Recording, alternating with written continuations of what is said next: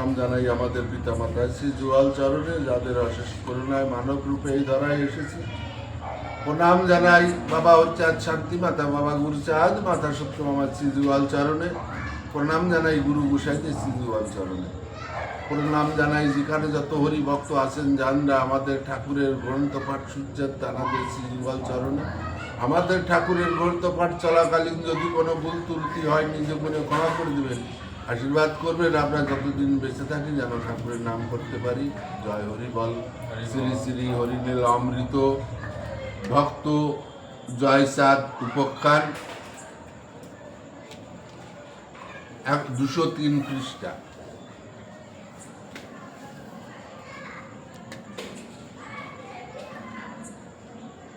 এখানে কি বলছে,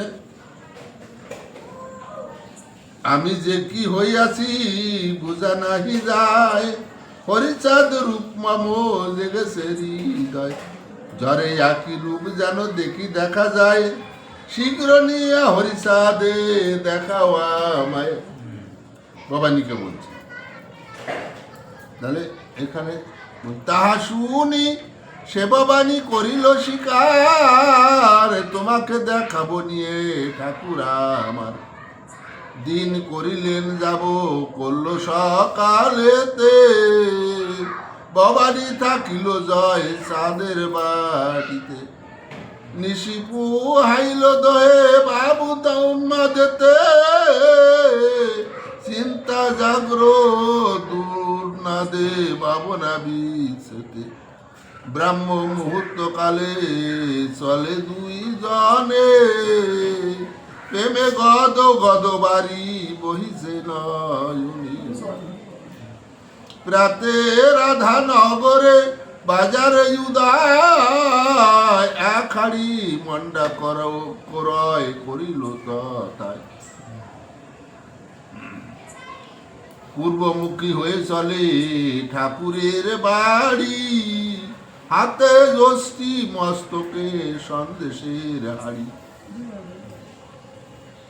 যষ্টি মানে লাঠি, আর বাজার যেয়ে এক হাড়ি সন্দেশ কিনেছে, সেটা মাথায় নিয়ে পূর্বমুখী হয়ে চলছে। কারণ পূর্ব দিকে দেখবে যারা মতুয়া, তারা পূর্ব দিকে তাদের ঘর বাড়ি একটু হেলিয়ে রাখে, মানে তারা পূর্ব দিকের সময় মাথা নত করে, ঠিক আছে? তাই ওই হাড়ি নিয়ে যেহেতু পূর্বমুখী হয়ে চলছে ঠাকুরের বাড়ি পূর্ব দিকে,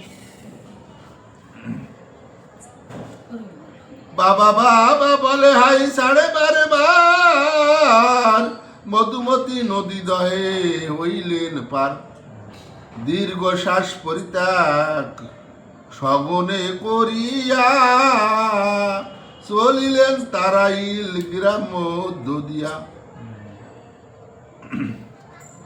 খাগড়া বাড়িয়া গ্রাম দক্ষিণ অংশেতে, এক বেটা দস্যু বসে ধানের ভূমিতে। এখন যে রাস্তা দিয়ে যাবে, তখন তো রাস্তা ছিল না, সব ওই মাঠ ঘাট জমি আল দিয়ে সবাই চলত, তা সেইখান দিয়ে যাচ্ছে, সেখানে এক বেটা দস্যু বসে আছে। দস্যু কি করছে, জমি টানিয়া নাড়া আলিবাদিয়া আছে, দুইজনাকে দেখে সে আলিতে বসেছে, সেই দস্যু জিজ্ঞাসিল কোথায় যাইস, মেয়ে লোক সঙ্গে করি কি জন্যে আসিস, কোথায় যাস, এই মেয়ে লোক সঙ্গে করে কোথায় নিয়ে যাস? এখন কথা হচ্ছে আমাদের এই হরিপদটা এমন উদার,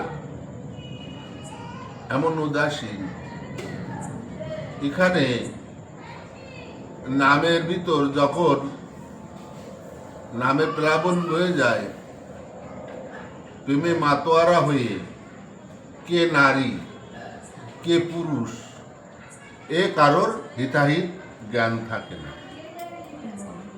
কিন্তু অন্য অন্য সমাজের লোক তারা এটা দেখে সমালোচনা করে।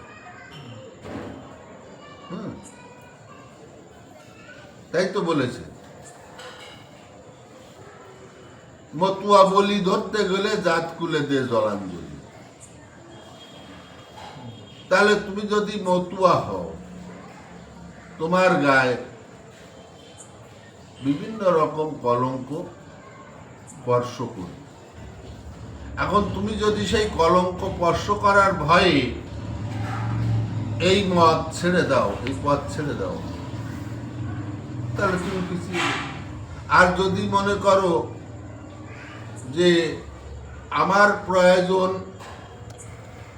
ঠাকুরের কৃপা লাভ করা, আমি ঠাকুরের কৃপা লাভ করে আমার পরপারের রাস্তা পরিষ্কার করব, তাতে এই জগতে কে আমায় বদনাম দিল কি দিল ওতে আমার কিছু যায় আসে। এটা যারা ভেবে এগিয়ে চলে তারা আর পিছন হয় না, আর যারা ওই সমালোচনার ভিতর পড়ে পিছিয়ে আসে তারা তো পিছিয়ে যায়। তাই এই মেয়ে লোক সঙ্গে নিয়ে যাচ্ছে, দেখো যাই এই মেয়ে লোক দিয়ে তোরা আসিস কেন, এই মেয়ে লোক সঙ্গে কোথায় নিয়ে যাচ্ছিস?